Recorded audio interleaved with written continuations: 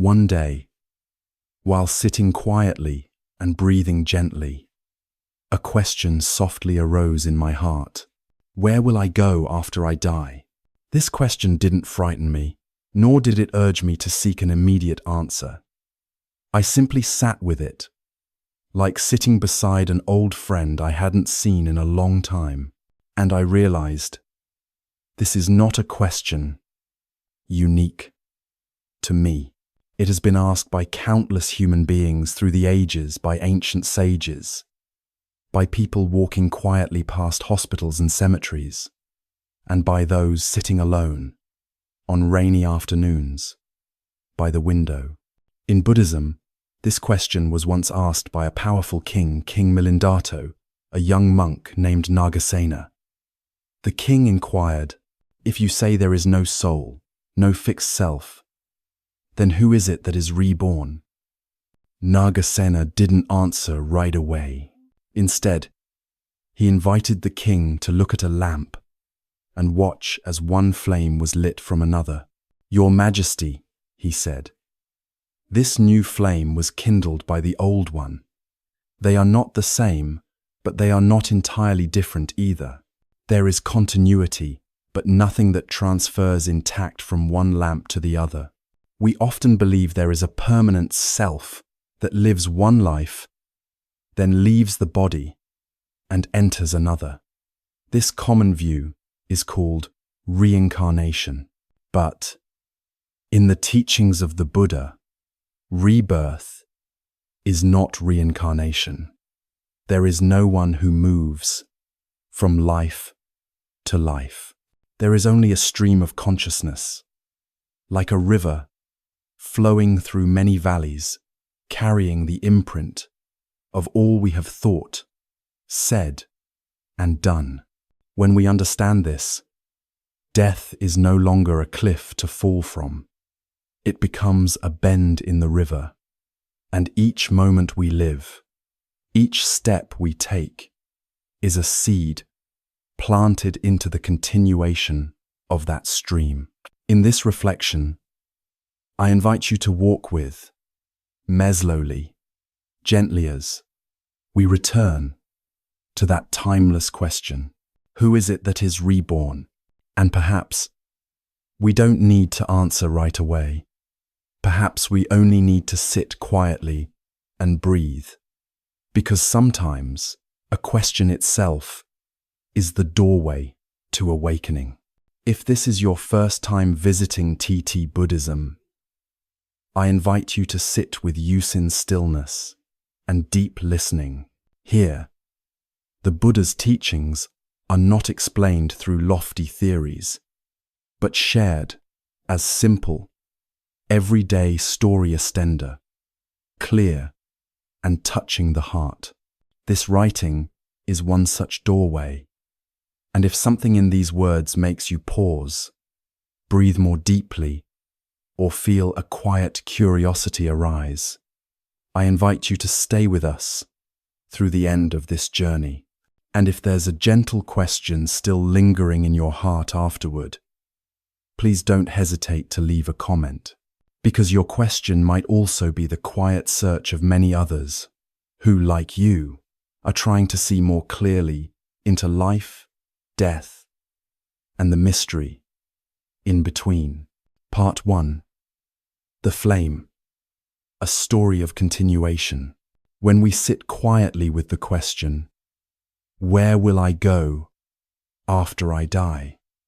We may feel a touch of uncertainty, a gentle unease, or perhaps something nameless, stirring in the heart. This question doesn't need to be answered right away. It simply needs to be listened to with both body and mind. In the Buddhist texts, there is a beautiful dialogue between a king and a young monk. It is not just a story for the past. It is also for those who are quietly searching for a deeper understanding of death and continuity. Long ago, there was a king named Milinda. He was not only powerful, but also thoughtful, with a heart full of questions. One day, he visited a monastery and met a young monk named Nāgasena. After bowing respectfully, the king asked, "Venerable sir, if you say there is no soul, no permanent self, then who is it that is reborn? What continues after death?" Nāgasena didn't respond with debate or doctrine. Instead, he silently lit a second lamp from the flame of the first. The new flame flickered gently warm, bright, and clear. He turned to the king and asked, "Your Majesty, do you see this new flame? It was lit from the first one. It is not the same, yet it is not entirely different. There is continuation, but nothing has been transferred whole from one lamp to the other." Trino N P2 10 End 10 End R. The king was silent. Something within him became still. That story is over 2,000 years old. But the flame Nāgasena lit that day still burns quietly in the hearts of those walking the path. When we think of rebirth, we often imagine a fixed self moving from one body to another, like a guest changing homes, carrying memories, personality, and identity. This is the view many traditions call reincarnation, the migration of an eternal soul. But the Buddha saw differently. He didn't see a soul. He saw a stream ever changing, ungraspable, without fixed beginning or end. A stream of mind, habit, and action, flowing on not because someone continues it, but because conditions continue. It is like the sound of a bell. When the tone fades, we may think it's gone, but it continues in the vibrations of air, in the heart of the listener, in the silence that follows. Rebirth is not the sending of a soul. It is the continuation of what has not yet been resolved. And if we can see this, then death is no longer an ending. It is simply another footstep on the long path of cause, awareness, and unfolding compassion. Part 2. Is there a soul that travels through lifetimes? When I was a child, I often heard elders say that after death, we are born again somewhere else, in another form. Good people return as humans. Wrongdoers may enter places of suffering. And within these stories was one repeated idea. There is a Sula, true self, that is reborn again and again. That idea lives not only in folk tales, but also in many major religions. In Hinduism, the soul is called Atmantha, divine essence deep within each person, believed to be eternal. It is seen as a spark of Brahman, the ultimate source. Life in this world is only temporary.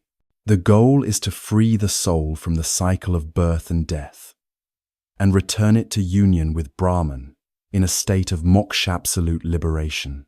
In Sikhism, the soul is also sacred Atma, a divine light within.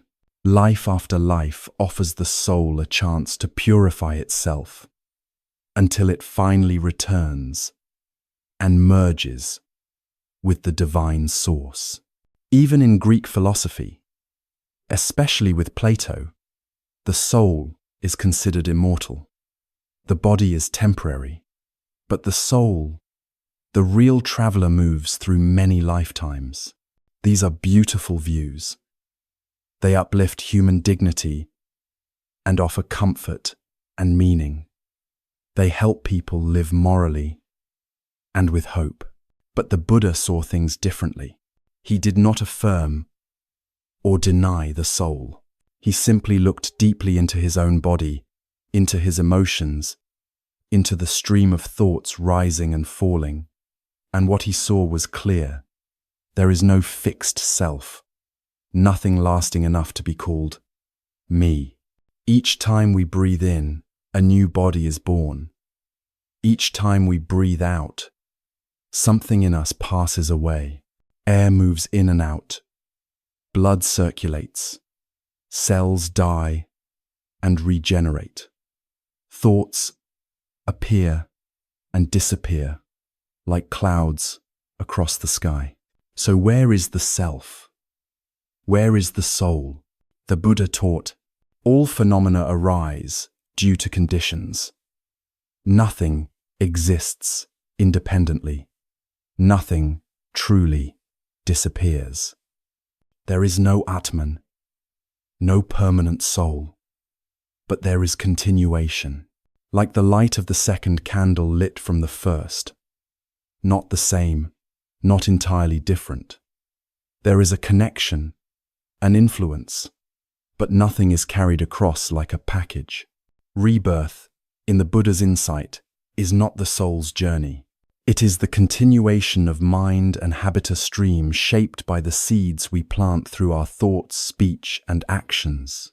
No one travels, but what we have set in motion continues. This isn't just a teaching to believe in. It is something to observe directly. When we sit still and breathe, when we listen deeply to the body, we can begin to see we are not static beings.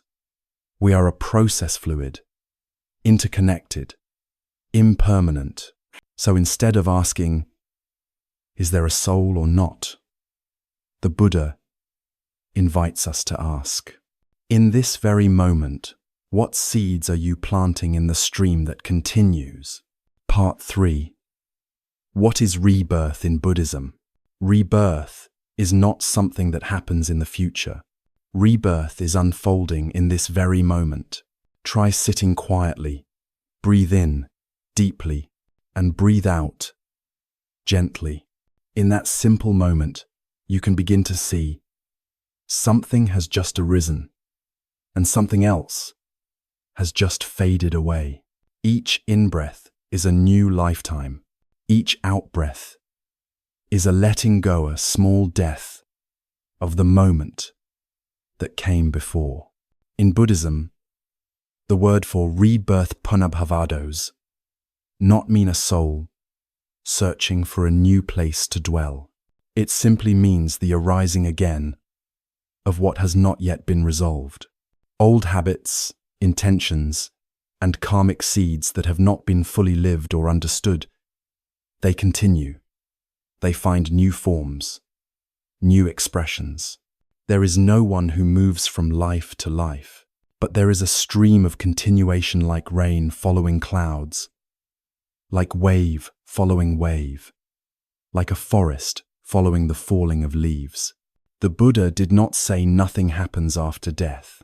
He simply pointed out that what continues is not a fixed self, but rather the forces of intention, habit, and cause that we have set in motion. There's a beautiful image for this. The river. You can never step into the same river twice.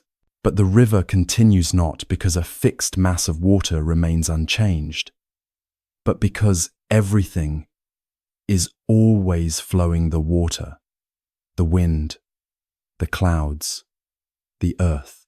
Your consciousness is like that. It is not an immortal soul.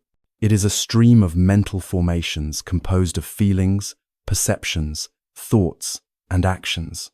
In Pali, this is called Citta Santanathe, continuity of mind. And when this body comes to an end, when the last breath leaves the lungs, the final mental moment Kuti-Citta, the moment of death, also ceases. Nothing is carried over, yet nothing is lost. Immediately, if the conditions are ripe, a new moment Arise Spati Sandhi Sitta, the moment of rebirth manifesting in a realm that matches the seeds we have sown. But don't imagine this as a ghost floating from place to place. No one relocates. There is only the transmission of seeds of action, habit, and thought, like a flame lighting another flame. Watch a candle burning. Now, light a second candle from it. The new flame is not the old one, and yet they are not separate. Rebirth in Buddhism is just like that. There is no me being reborn, but there is continuation through love, or anger, clarity, or confusion. And when we understand this, we begin to take care of the seeds we are planting in ourselves, because we know every thought, every word, every act we make today will become what is born tomorrow, not just after death, but in every single moment of life. When we see this clearly, death no longer feels like a rupture. We learn to live so that each moment becomes a rebirth in mindfulness, in loving awareness, in letting go. That is the insight of the one who practices, not seeking a place to be reborn, but simply being deeply present in the here and now, living each breath as if it opens the door to a new life. Part 4. What is it that continues? We often imagine there is a soul, a true self, that moves from one life to another. But if we sit quietly and look deeply into our own body and mind, we begin to see there is nothing solid or lasting enough to be called me. So then, what is it that continues? The answer is right here. In everyday life, what we think, what we say, and what we don on of it disappears. It leaves a trace. It continues. First, there are habits patterns we've repeated over time, a way of reacting, a kind of thinking, a lifestyle so ingrained we no longer realize it's a choice. Every time we repeat an action, whether gentle or harsh, patient or rush it, leaves a mark in our stream of being. These marks will return in some other form, in another setting, perhaps even in another life. Next, there is intention, those quiet seeds of thought we may not act upon, but that still shape who we are. A silent craving, a hidden resentment, a love unspoken. Even these pass on quietly, continuing in us and in others. And then there is karma-conscious actions done through body, speech, and mind. Karma is not punishment or reward. It is simply the natural outcome of causes and conditions. Plant an orange seed, and you get an orange tree. Plant a chili seed, and you taste its heat. There's a simple image to help us understand this. A warm oven. You take out a freshly baked cake. The oven is still warm. When you place a new cake inside, it will bake not because of the first cake, but because of the heat left behind. The new cake is not the old cake, but it is affected by what came before.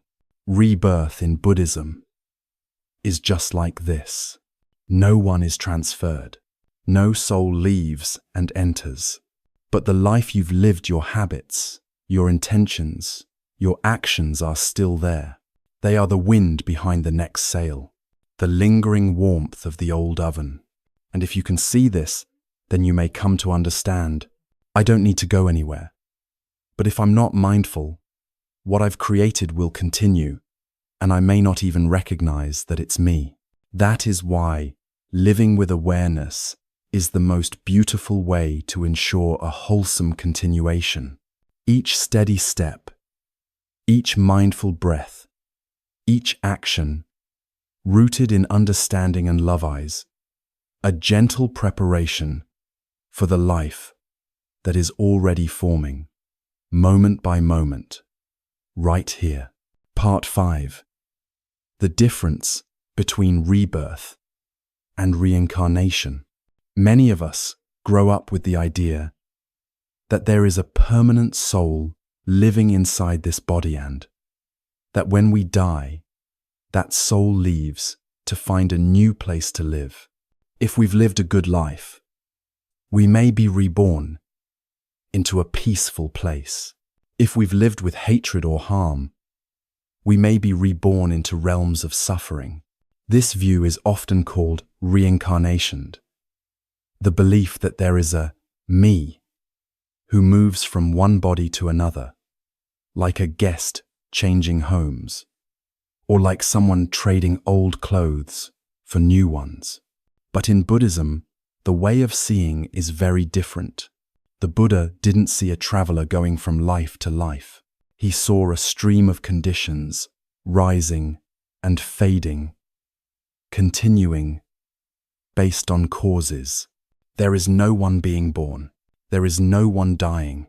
But there is a deep movement of mind and body of thoughts, habits, and actions, unfolding moment to moment. This is what we call rebirth, not the passing of a soul, but the continuation of intentions, actions, and tendencies, the unfolding of what has been planted. If you look closely at a river, you'll see that the water is always flowing. No drop is exactly like another, and yet the river continues not because there's a fixed body of water, but because movement and change never stop. Reincarnation holds that a soul travels through lifetimes. Rebirth simply sees a stream of life, continuing with no fixed self inside. You may ask, if no one goes, who receives the consequences? Who inherits the fruit?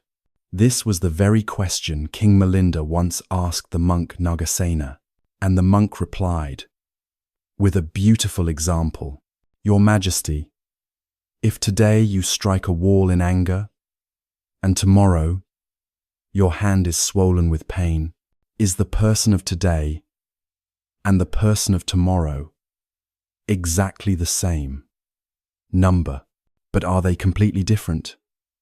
Also no, there is continuation. No one has moved, but the action has not disappeared. The key to this way of seeing is non-self. There is no one who is born. There is no one who dies, but there is a stream of conditions that arises and passes, shaped by causes. The I we hold on to is simply a bundle of body, feelings, perceptions, mental habits, and awareness. They come and go like clouds in the sky. No cloud stays forever, but the sky remains vast, open, and clear.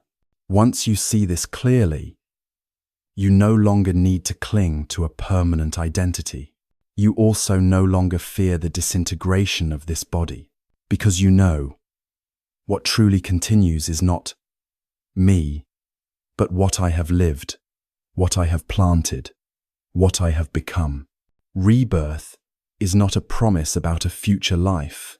Rebirth is a gentle reminder in this very moment. Each act you take today is a seed for tomorrow. No one else will hold it for you. No one else will receive it. You are creating your future with each breath, each step, each thought. Once you understand this, you begin to live differently.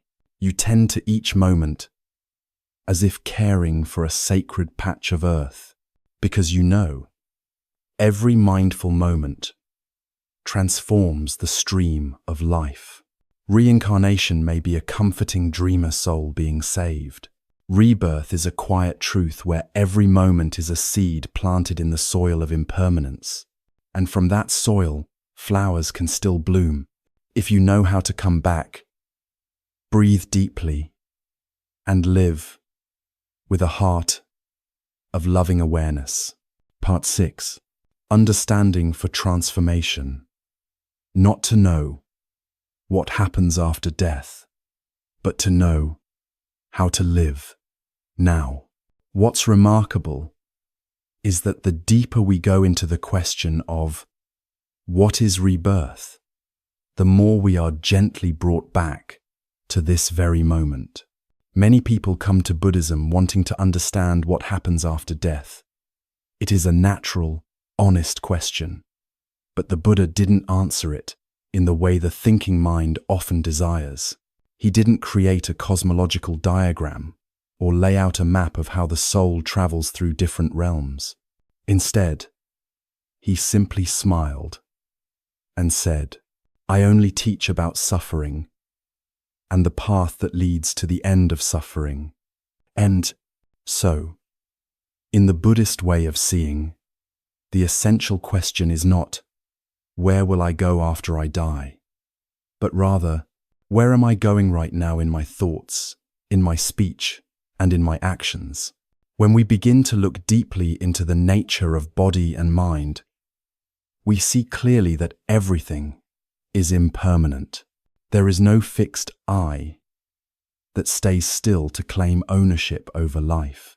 Even this body seemingly solidus, nothing more than a flow of constantly renewing cells, even thoughts so often taken as ours, are just waves that arise and dissolve.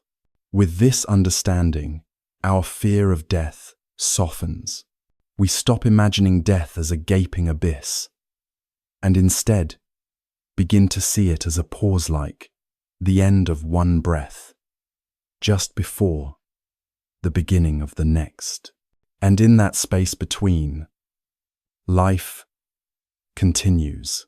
Mindfulness practice helps us directly witness the arising and passing of every mental and physical event. Each thought arises, then fades. Feeling visits and departs. Every moment is a tiny death of the old and a birth of the new. Rebirth is not something that happens after we die-It's happening continuously in every second of our lives. Even modern neuroscience echoes this truth. Consciousness is not a static thing. It is a processor, delicate interplay between neurons, memories, emotions, and perception. Each moment we experience ourselves is actually a dynamic reassembly of elements, constantly shifting and reshaping. So the real question is no longer, where will I be reborn? But rather, how am I living? And what seeds am I planting right now? In this moment, when we live with that awareness, we begin to be more fully present. We choose our words more carefully. We walk more gently, because we know every breath we exhale is preparing the next moment of our life, not in some distant future, but in the very next instant.